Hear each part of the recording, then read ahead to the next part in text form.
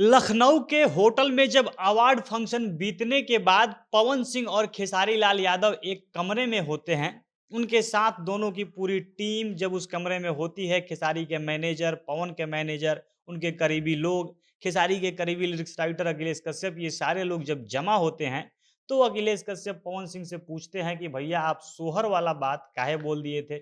आप स्टेज से ये कैसे बोल दिए कि खेसारी अभी पैदा हुए हैं, उनके लिए सोहर बजाना चाहिए? इससे हम लोगों को बहुत बुरा लगा था और इसीलिए जब खेसारी लाल यादव अखिलेश कश्यप के घर गए, तो वहाँ पर उन्होंने बहुत सारी बातें बोल दी। उन्होंने कह दिया कि पवन सिंह का घर कभी भी नहीं बसेगा, सोहर नहीं बजेगा, वो बाप नहीं बनेंगे। इसके अलावा पवन और खेसारी एक साथ जब रूम में बैठकर ये तय कर रहे थे कि ये जो यूट्यूबर लोग हैं, हम दोनों पर ये लोग जो न्यूज़ बनाते हैं, खेसारी से जुड़े हुए कुछ लोग हैं जो पवन सिंह के ऊपर गलत-गलत बोलते हैं और पवन सिंह के लोग जो खेसारी को गलत बोलते हैं, इन यूट्यूबर्स लोगों से कैसे निपटना है, कैसे इनको ऐसा करने से रोकना है, इस पर भी पवन खेसारी ने प्लान बना लिया है। पवन के किन-किन बातों का खेसारी की टीम को बुरा लगा है और किस कारण से दोनों की आपस में बयानबाज़ी हुई, लड़ाई हुई, इनको इससे कैसे निपटना है, आगे क्या कुछ करना है, इन सभी चीज़ों के बारे में अखिलेश कश्यप ने बताया है। अखिलेश कश्यप उस दिन पवन खेसारी के साथ उस रूम में थे। उन्होंने इंटरव्यू देकर बताया है कि उस दिन रूम में क्या कुछ बात हुआ था। इसको विस्तार से हम वीडियो में आगे बताएँगे, पर उससे पहले नमस्कार, जनता जंक्शन देख रहे हैं आप और मैं हूँ सन्नी मिश्रा। कैमरे के पीछे हमारे साथी विशाल खड़े हैं। अवार्ड फंक्शन के बाद जब पवन सिंह और खेसारी होटल के कमरे में मिले, तो इन दोनों के बीच में लगभग 3-4 घंटे बात हुई और इस दौरान ये दोनों ऐसे बात कर रहे थे मानो ये लोग बरसों से बिछड़े हुए हैं, ऐसा अखिलेश कश्यप कह रहे हैं। अखिलेश कहते हैं कि इन 3-4 घंटे की बातचीत में 3-4 सालों से जो पूरा झगड़ा चल रहा था, ये सारा चीज़ बराबर हो गया। दोनों मिलते ही आपस में एक-दूसरे के परिवार के बारे में बात करने लगे। पवन खेसारी से उनके परिवार का हाल-चाल पूछ रहे थे, खेसारी पवन सिंह के परिवार में क्या चल रहा है, क्या दिक्कत है, इसको जान रहे थे।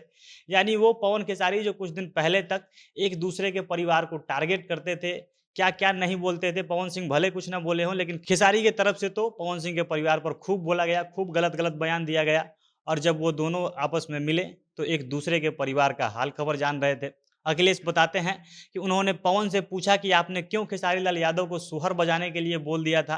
तो इस पर पवन सिंह हँसते हुए जवाब देते हैं कि उस समय माहौल ऐसा बन गया था कि हमको मजबूरी में ये जवाब देना पड़ा, क्योंकि अंकल कहने के बाद माहौल एकदम तनाव वाला हो गया था। इसके बाद सीधे पवन सिंह के इज़्ज़त की बात आ गई थी और इसके बाद खेसारी की तरफ से भी इस बात के लिए माफ़ी माँगी गई कि उन्होंने पवन के फैमिली के ऊपर बोला और ये तय हुआ कि आज के बाद से कभी दोनों एक-दूसरे के परिवार के बारे में कुछ भी नहीं बोलेंगे। दोनों को अगर एक-दूसरे की बात बुरी लगती है, तो पहले दोनों आपस में फ़ोन करेंगे, मैसेज से एक-दूसरे से सीधे बात कर लेंगे। इसको सोशल मीडिया में बयानबाज़ी करके नहीं आने देंगे। इसके बाद सबसे बड़ी लड़ाई की वजह, जिसके कारण इन दोनों के फैन्स के बीच, इन दोनों के टीम के बीच तनाव बना रहता है, वो है यूट्यूबर्स का एक-दूसरे के खिलाफ न्यूज़ बना देना। इसके लिए इन दोनों ने प्लानिंग किया है कि जो भी पवन सिंह के करीबी लोग हैं, उस पर पवन सिंह की टीम नज़र रखेगी और जो भी खेसारी लाल यादव के करीबी यूट्यूबर्स हैं, उन पर खेसारी लाल यादव कंट्रोल करेंगे, उनकी टीम कंट्रोल करेगी। अगर कोई भी किसी के खिलाफ न्यूज़ बनाता है, तो उसका लिंक सीधे एक-दूसरे के टीम के पास भेजा जाएगा और ये लोग यूट्यूबरों को, अपने करीबी लोगों को समझाएँगे कि कोई किसी के खिलाफ ना बोले और ऐसा हुआ भी। किसी यूट्यूबर ने खेसारी के खिलाफ बोला था, तो उसको पवन के मैनेजर दीपक सिंह ने फ़ोन करके डाँटा।